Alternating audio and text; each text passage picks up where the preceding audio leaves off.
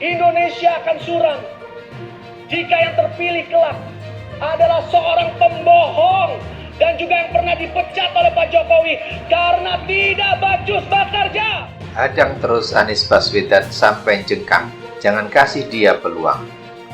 Halo semua, jumpa lagi dengan update berita hangat dan populer.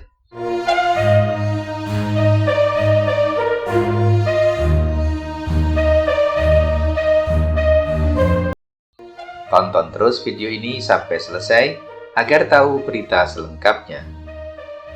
Berita tentang Anies Baswedan seolah tak ada habisnya. Sejak terpilih menjadi Gubernur DKI 2017 hingga sekarang, ia dibully habis-habisan. Mulai dari politisi, birokrat, sampai buzzer yang sering disebut buzzer RP. Lawan politik seolah belum bisa move on atau bahkan tidak bisa. Belum mau menerima kenyataan bahwa Pilkada 2017 sudah berlalu dan Anies sebagai pemenangnya. Mereka selalu mencari celah dan cara untuk menghadang perjalanan karir politik Anies Baswedan. Terlebih akhir-akhir ini, Anies Baswedan digadang-gadang kuat sebagai Capres 2024. Elektabilitasnya dalam survei sebagai calon presiden selalu masuk peringkat 3 besar teratas. Melihat realitas seperti itu, rivalnya belangsatan, seperti induk ayam kehilangan kutuk atau anaknya. Mereka tak henti-hentinya menghadang kepopuleran Anies Baswedan. Mungkin semboyannya, hadang terus Anies Baswedan sampai jengkang. Jangan kasih dia peluang.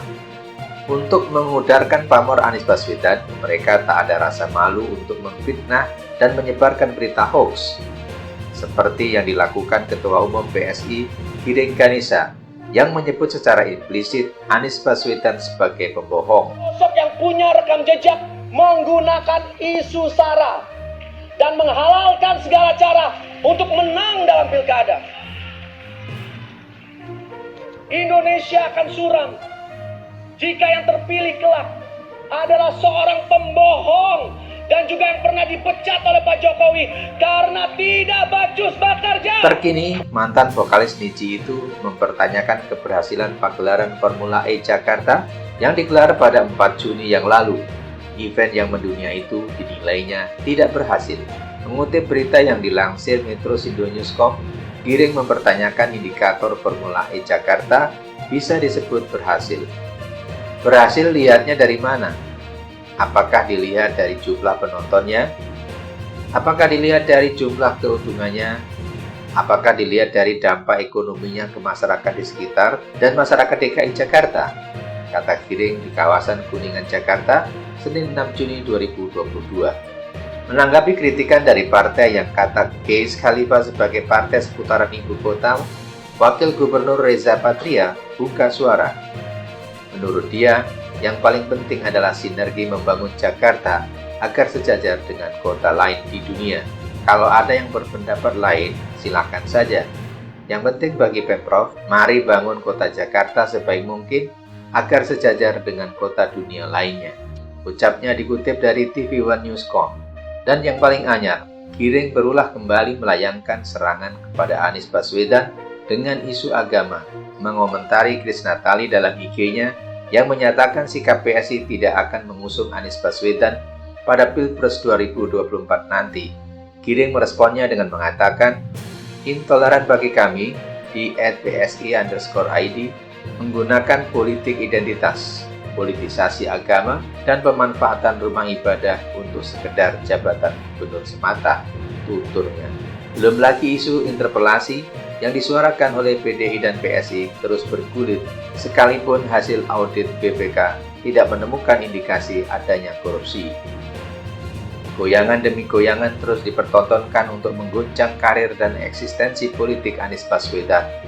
Sederet prestasi dan penghargaan yang diraih oleh Anies selama memimpin DKI seolah tertutup oleh kedengkian dan kebencian. Tak rela jagoannya direndahkan dan dibully, pendukung fanatik Anies Baswedan, Keis Khalifa, kerap mengcounter para buzzer dan penyerang Anies.